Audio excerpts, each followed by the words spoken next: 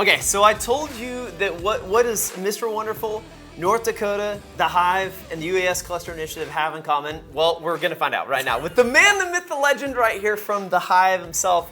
Would you mind introducing yourself? Sure, thanks for having me, Kinsley. Dude, thanks for letting us be here and do this. This is awesome. So if you don't know, I'm Johnny Ryan. I'm the managing director here at the Hive.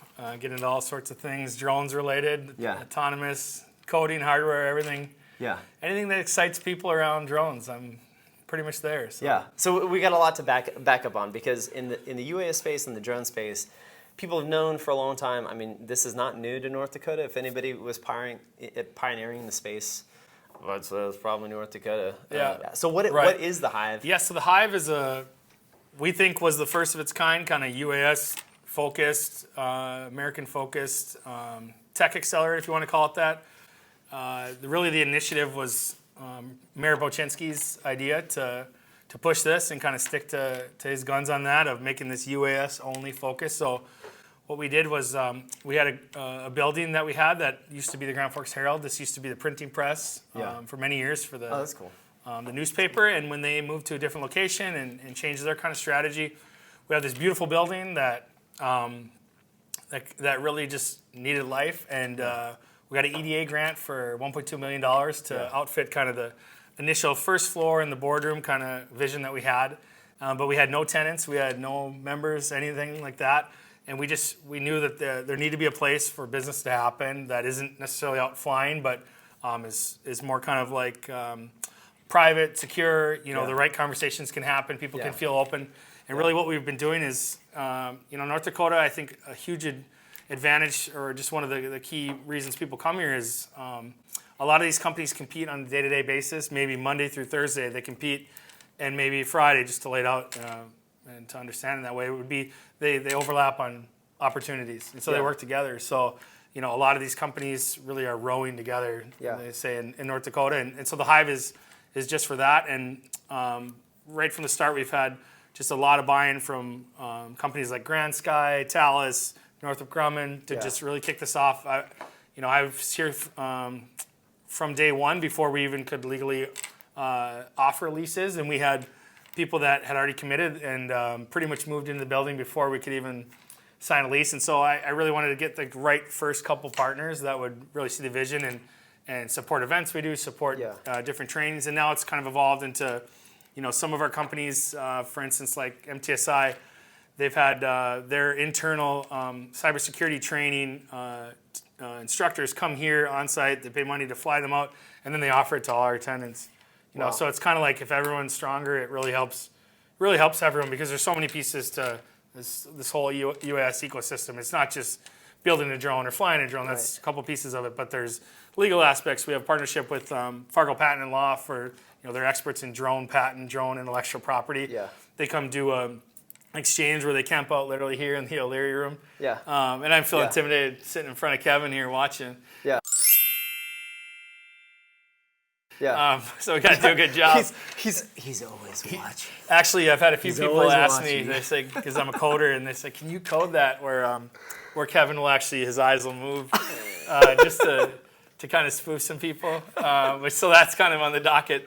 And actually, just to give you background on this room, we had early on when we were just kind of getting the right partners, we connected with O'Leary Ventures, and I created this opportunity basically for them to own the naming rights to this room, and we'll make the Kevin O'Leary room if they're interested, and they jumped all over it and saw the value. And so I went and made all these this beautiful sign that you'll see later when we clip it in. And then what we did was we thought, wow, how cool would it be if myself and the mayor could get on Kevin's schedule and actually have him come see the room, see it with life, kind of do a signing of the agreement. And so we did that in this room, and then we also set up for him to... He was in this room? He was in this room. This man? Yeah, he sat in that chair. Oh, no, get out of here. Shut up. He did not. He did. I feel smarter. Yeah, you'll see the video. No, he signed the contract in that chair, and then I had Mayor Boczynski sit here. And basically what we did was we had him... I love it. We presented him with some UND jerseys. Yeah. And which I think he's going to sign one of the Hive ones and put it on the wall here. That's super cool. But then we had 2 days where you could see all the ecosystem, UAS and Grand Forks. We took them to Grand Sky. We had it here. We had up in our boardroom, which you'll have to get a clip, a video of that. But we had we just told our companies everyone can have one seat at the table. Yeah. If you remember, we're going to do a roundtable private with Kevin O'Leary, and you'll get 5 minutes to just, not pitch, but just talk about what you do, the importance of it. And he was just such an awesome guy, getting to know him. And basically, everyone got to talk about what their company does, and that was just a private thing we'd offer to our members. And then after that, he dropped the puck at the biggest game of the year, which was Denver. That's awesome. Versus UND. That's amazing. Okay, so people are used to seeing Shark Tank, and they're like, oh my gosh, those are distance people. Like they always stay in the locations. They're always dealing with big business. No, he does not stop. Which is one of the coolest things, because when you talk about the UAS environment and industry, yes, it gets in the forefront of people's minds, but sometimes it's like this. It's off in the closet. Development is happening and taking place, but you have people like Mr. Wonderful literally saying, hey, there's enough priority to come here to say we're going to establish our O'Leary Ventures aspect here to be right in the midst of everything that's happened. Like that's not nothing. Yeah. It's not nothing. No, it's not. It's definitely not. And I think, obviously, I'm a huge fan of those guys, but for the right reasons.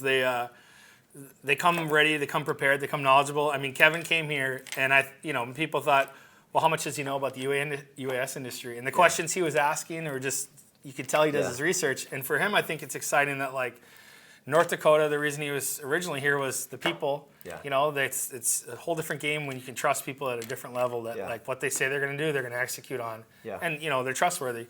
And so they basically now have been. They run the North Dakota mandate for the Wonder Fund, they call it. Yeah. And $45 million fund that they invest on behalf of the state. Yeah. But what's cool is the criteria around it is, they're normally a fund. There's percentage when you invest in certain things in certain funds. They basically are all in on North Dakota, where they don't make money on that unless this fund makes profit. Yeah. So they're in for their own money on that. Yeah. And basically the criteria is these companies have to be physically at some capacity in North Dakota. Yeah. Which is a game changer, because if you talk to a company and they say, well, we're interested, we love North Dakota, and they're looking for investment, it's like, well, how much do you really, are you really in? Yeah. So it's kind of like, are you going to put skin in the game? Yeah, are you willing to move to North Dakota? Are you willing to move part of your company to North Dakota? Is your front office going to be there? Is your manufacturing? What? And I think that's just totally different, because, you can find capital anywhere, but to find that where it's really, they stick to their guns on that, it's been amazing. And even just we have Thread up on second floor that maybe you've seen. They've had 2 rounds of investment from the Wonder Fund for I think $5 million and $2.5 million, if I'm not mistaken. Yeah. And they're constantly meeting with our companies. This is kind of like their spot. If they're here, they could meet in here and meet with companies and kind of go from there. And they're really Paul Palangin's been a huge pioneer for Grand Forks, what we're doing with drones, but they're very, very so quickly they're so knowledgeable about the drone industry, because there's so many moving pieces. Yeah. Some people can just kind of shut their brains off it. Yeah.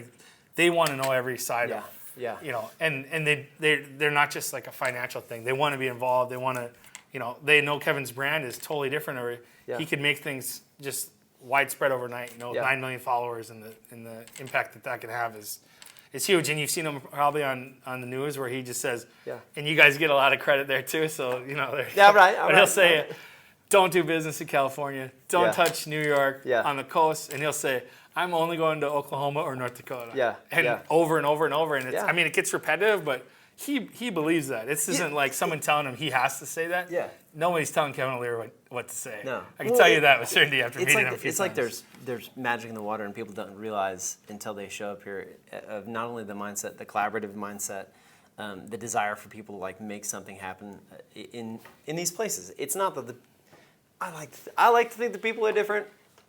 And we'll say they are. We'll say they are for now. But for sure, I mean, you see it because the proof is in the pudding. Because you have ventures that show up here, and you have businesses that come here, and they sit down and say, "I want to be in this ecosystem to expand out," and that's hard. On the UAS cluster initiative side, it's sometimes it's hard to explain to people the importance of building an ecosystem that is supporting, this truly supporting, because you can have partnerships with people, but you and I both know, man, partnerships are absolutely different than an ecosystem that has your back. And it's even if it doesn't benefit them, and this is one of the things I love you said earlier, even if it doesn't immediately benefit them or their company or a partnership with them, like a good growing ecosystem is one that does the good for the common good because it realizes everybody is going to be impacted, especially in a space like this. Well, and I think what's different about potentially Oklahoma and North Dakota is people are open to sharing their mistakes. Yeah. And there's not enough time to move at the pace it needs to be to move in drones to make a bunch of mistakes and not share with others. Right. And a lot of those mistakes end up turning into opportunities where like there's there's a drone crash or something, people learn from it and they're open about it. They're not like, well, we've never crashed a drone. If you haven't crashed a drone, we're perfect. Said no startup business ever. It's a rite of passage to crash a drone. That's what happens in the world of growing an ecosystem. That's what happens with businesses that are starting up, like you see, they come into this place, they come into the Hive that are funded by O'Leary Ventures and other investors, some of which in a later episode you're going to be able to talk to some of the investment funds with the UAS Angel Network where they invest into small companies. And the reality is like some things are going to be messy, man, especially when you're in a new industry, you're starting out for startup companies where it's maybe not yet proven of what the future looks like, but that's the nature of startups, and that's the nature of what this kind of UAS space. Now, there's been a lot of growth, obviously, of people see the runway of, okay, we think this is where the industry is going, especially with 108 and what the FAA is doing, but there's still a lot to be learned. Yeah. And what are some of the challenges that you see in companies that come in, that they're here, they establish themselves here, maybe in North Dakota, but specifically in like this hive mindset and location? What are some of the challenges you see them going through that maybe they did not realize that they were going to have to go through? Yes, some of the challenges people face coming in, I think if you are from out of state and you know that, if you move to a new state and, just figuring out who the kind of stakeholders are, who you need to talk to. Yeah. I mean, I think sometimes it's difficult to get responses from people that are they're dependable and reliable, but, their inbox is flooded. Right. They're not necessarily email people, especially when there's sensitivity around the topics at hand. Yeah. Not everyone wants to put something in writing of, well, I'd like to talk, but, Yeah. And so I think, that's a challenge that they can overcome when they come to a place like the Hive of, you might run into, on the right day, you might run into those three stakeholders and they signed off on something. Yep, right. Okay, I saw that. Sorry I didn't get back to you. Yeah. Boom, boom, boom, and it moves forward. Yeah. And people are really like open of like, if you catch them and you're respectable of their time, they give you that honesty and things move forward. We're trying to basically just hone in on that and create that as much as we can with events where people can come just kind of hash some things out quickly over a meeting up in our boardroom upstairs or, versus doing everything, because it's the pace of email is just so painfully slow. Yeah. Oh my gosh. And drones aren't going to move at that pace. Yeah. No, my gosh, they're not. I mean, we've seen that even from some of the people who are here at the UAS Summit. Like today, this is the perfect example. Oh my gosh, it is. I did not know you more than like 2 hours ago. I'd never met him before. Didn't have any idea we were here in the Hive. And then this kicks off, and it's awesome, man. Well, I was kind of curious. cool. I'm like, don't know that face. Sitting with Delore in the back, and I kind of was like, I thought you were someone else. So I walked in. I was like, no, I don't know that. And then it's like, hey, how's it going? Yeah. We start chatting. Yeah. You should get on the podcast. I'm like, let's set up. And he's like, wait, you got a mobile setup right here? Let's do it. Instantaneously. Man. Even better, right? But we skipped weeks of delay of this great content. That's right. But I guess that's one thing that I guess with a call to action, it'd say, listen, if you are, maybe you're already in the UAS space, maybe you are interested in getting in the UAS space, or maybe frankly you're just like frustrated and ticked off, and you're like, oh, this isn't working, we just need to quit. Hold on, take a breath, breathe a little bit, get a cup of Joe, calm yourself. Like these interactions, it takes time.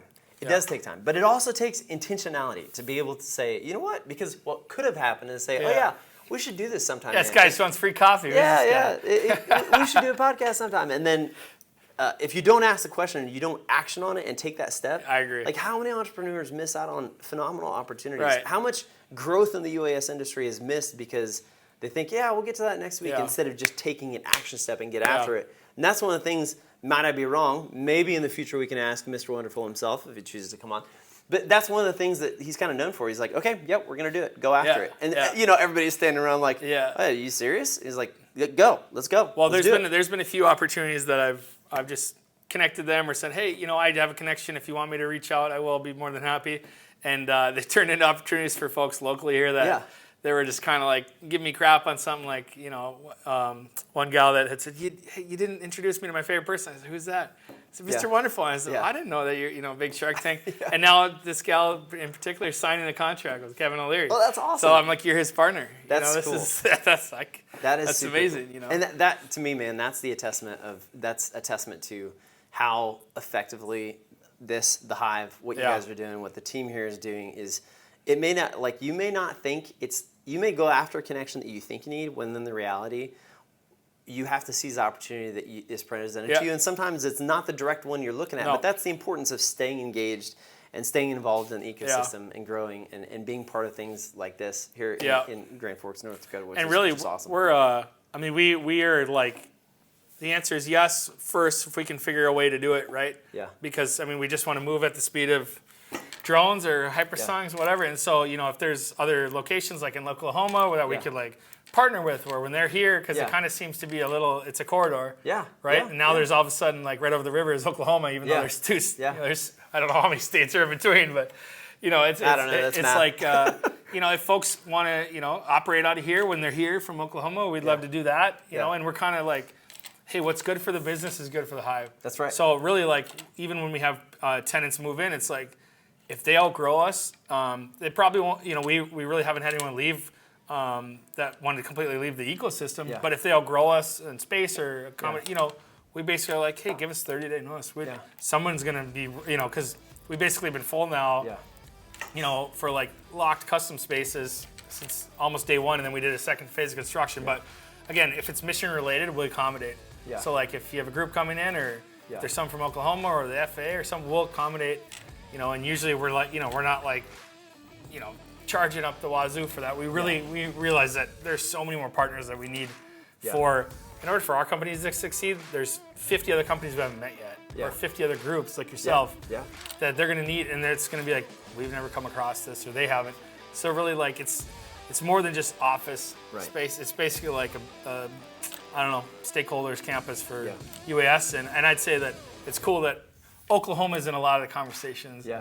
I can tell you that. So they're both on each other's radars. I think our governors both have a really good relationship. Yeah. Yeah. We've had Secretary of State and others from Oklahoma up here in our boardroom meeting. They fly up here on their jet or whatever. Yeah. So I think it's a place to do business, and just being able to pop this up is great. Yeah.